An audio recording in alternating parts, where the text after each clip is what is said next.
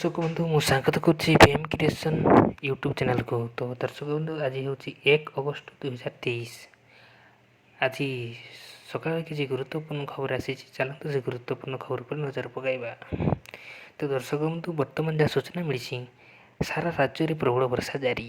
सूचना अनुसार आज अवपतर रूपनप लघुचाप यार प्रभाव में सारा राज्य में प्रबल वर्षा जारी रही।